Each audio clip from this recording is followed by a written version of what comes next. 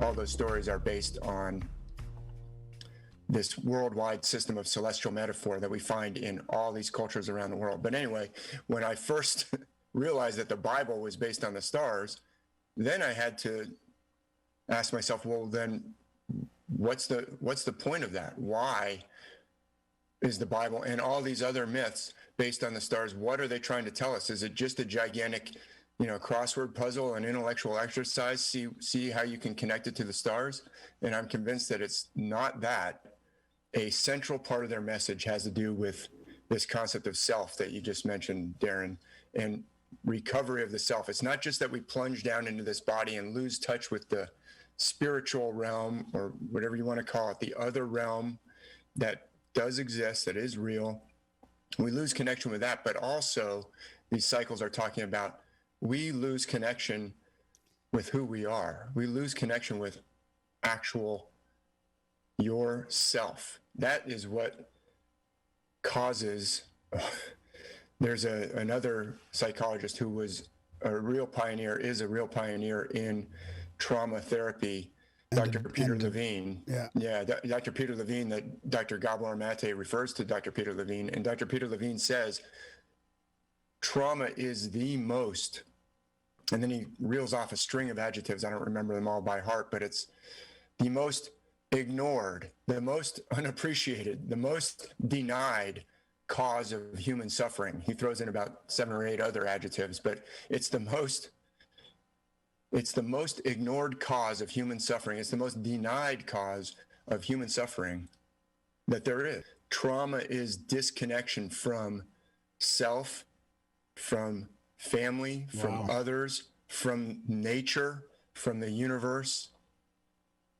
Wow. And so, and I would say from the divine realm. So I would say that the disconnection from self leads to all those other disconnections, because when you're disconnected from yourself, you can't empathize with others because you're operating out of these defensive mechanisms. Well, these parts that we have, we'll get into this, these parts of us, we all have multiple personalities. This other person would pop out. So I'd be talking to them about, well, this part that's cutting you, or this part that's doing this. What are they trying to protect, or what is it that they want? And he said during these sessions, sometimes this other person would pop out who sort of knew how to relate in a healing way to all the parts inside. Already knew. And as I ask clients, now, what part of you is that? They'd say, well, that's not a part of me like these others. That's me, or that's myself. But the myths around the world often have these big cataclysmic battles. You can think of the Trojan War, right? The Iliad in ancient Greece, the Achaeans versus the Trojans. This is, you can also think of the Battle of Ragnarok. This is a pattern that we find around the world, these big cataclysmic battles between two sides. In the Greek myths, besides the Trojan War, there's also the battle between the gods and the Titans, and the giants. There's these big, Hesiod is an ancient writer from like 700 BC who writes about those big clashes between the Olympians and the Titans in the earliest time of the world. And this one is from ancient India. Maybe you can tell a little bit just from some of that golden chariot there in the lower right. This is a very, very famous epic from ancient India. It's been called the longest poem in the world. I've referred to it before. It actually contains within it the Bhagavad Gita, but the overall arching epic has come to be known as Mahabharata. And those two scions of the Kuru race, so they're both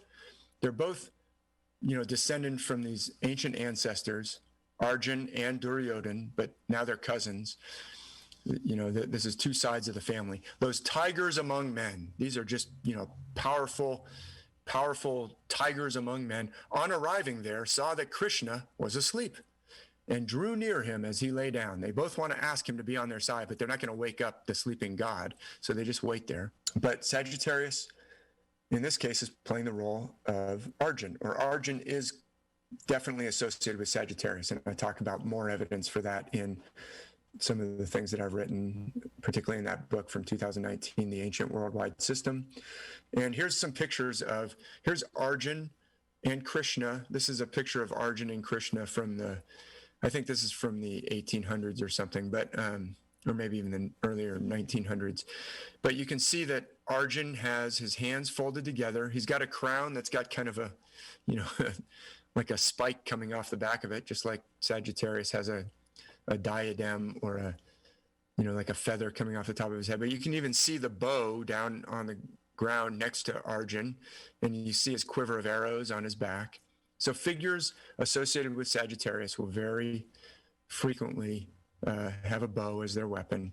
And this is Arjun at the foot of the bed. So what is this? I put in some arrows. There's Arjun. There's Krishna. You can see Krishna in this case is carrying like a looped kind of, I think it's a whip for driving a chariot. You can see the chariot in the background. You see it looks kind of like a sci-fi chariot in the background. Yeah, on the left there, yeah. Yeah, with a flag on top of it. So this is actually the part of the Mahabharata right before the battle. I believe that Commodus was being manipulated by, behind the scenes, the enemies of this ancient wisdom who wanted to get rid of it.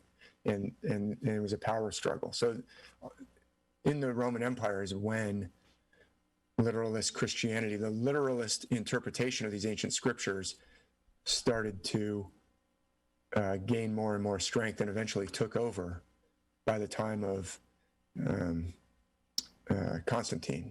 But and I believe that this juncture between Marcus Aurelius and Commodus was kind of the first salvos in that battle. He says, you have these different parts, and you can ask those parts, hey, what job do you do for Dave? What job do you do for Graham? That part that got really angry. You can actually step back and say, hey, we got really angry there for a second. What was that about? What are you doing?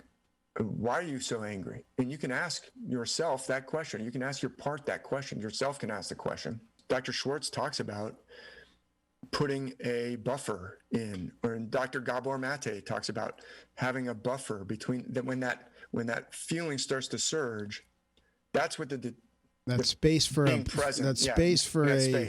response instead of a reaction, or maybe no response, or at least for a choice. Or saying, okay, hey, firefighter, actually, I see that you're trying to do something very valuable for the team. You're trying to stop that from happening. Can you just take a break? Because I need to go talk to that issue. It's actually, you're not gonna get to that Marcus Aurelius, and it's a lifelong, that ideal that he's talking about, until you heal that part that has that burden. Thomas is playing the role of a protective part. The other disciples say, we saw the risen Lord. And he says, I've been burned one too many times.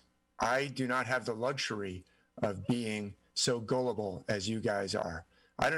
We can't get burned again. I doubt it. I won't believe it until I see it for sure. I've been burned just too many times in love, in whatever.